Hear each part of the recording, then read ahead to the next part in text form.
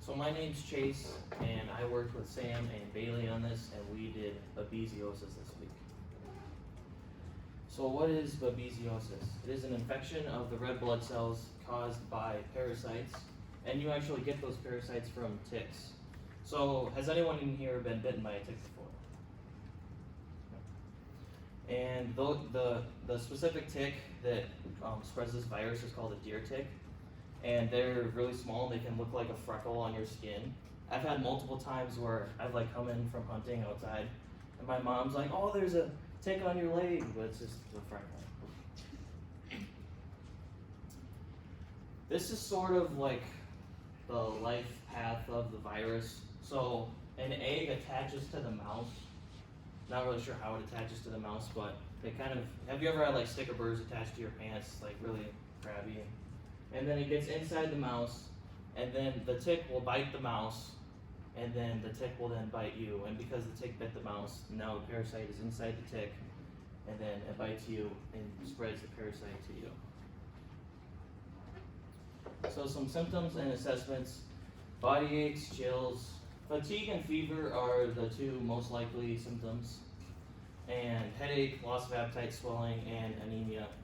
And with anemia, they can lead to confusion, dark colored urine, heart murmurs, rapid heart rate. You can get some swelling in your spleen or your liver, and it can result in very pale skin or yellow skin.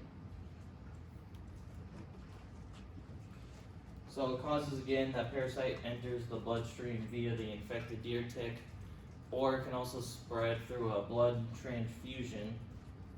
Or let's just say you're an unborn child and your mom is irresponsible, gets bit by a tick, then you can also get the parasite. And this picture, there's 2 parasites in the top cell and there's 4 in the bottom one. So diagnosis. The only way you can diagnose this is with a blood test. When you withdraw the blood, you'll look at the white blood cell count for signs of infection. And then you'll also take a sample of the blood and you'll put it on a slide and you have to look at it under a microscope to visually see that parasite. And when you're drawing blood, it's important that you draw blood from multiple sites to increase the likelihood that you'll actually draw up a parasite. And also, while you're looking for the parasites, you should also check for Lyme disease, because ticks likely also cause Lyme disease, and you can actually have both at the same time. So this is another slide. It's a closer up look at of the parasites, and the parasites divide every 8 hours, and there's over 100 different kinds of these parasites, but there's only a select few that will actually cause harm to humans. And we talked about the screening and the blood transfusions. Only certain states do it. Later in the presentation they talk about which states where this occurs most.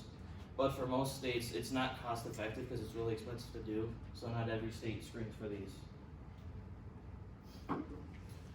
So different treatments.